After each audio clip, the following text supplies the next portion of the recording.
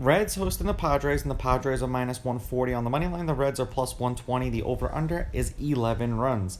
The Padres, laying a run and a half on the run line, are plus 112, meaning if you bet them that way, they have to win by 2.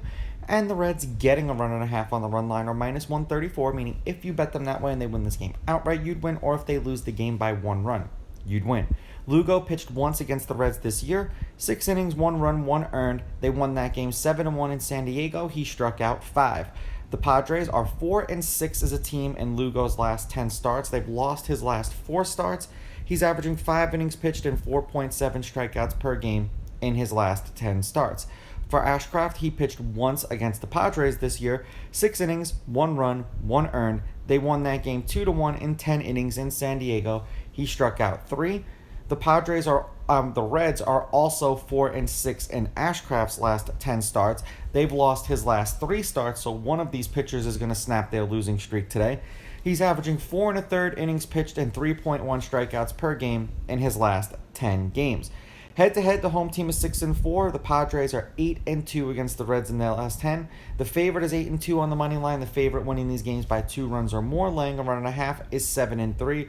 There's been 2 one-run games in their last 10 meetings, 1 in the 3-game set they played against each other this year. The unders hit in their last 2. The over-under is 5-5, and the under 11 specifically is 6-3-1. For those who are concerned about the wind, it is blowing out towards left center field behind second base at 5.8 miles per hour, so a light breeze. They played a 3-game set in San Diego. The Padres took 2 out of 3. The first game they won 8-3. The second game the Reds won 2-1 when Ashcraft was on the mound. The third game they played, the Padres won 7-1 when Lugo was on the mound. In their last handful of games overall, the Padres have dropped their last 5. They are 2-8 in their last 10. The over is 6-3-1 in their last 10 games.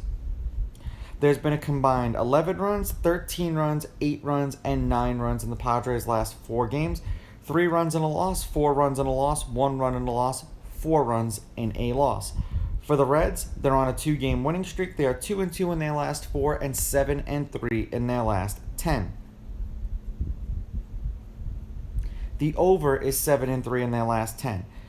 In their last 4 games, there's been 13 runs, 4 runs, and 18 runs.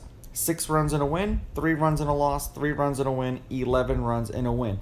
This is a catch-22 for me because the Padres seemingly have been owning the Reds, but the Padres have been struggling and the Reds have been winning. So I'm going to take the Reds with the money line. I'm going to take the Reds getting the runs, and I'm going to go under in this game. These are just my picks. If you disagree, please go with your gut, and please bet responsibly.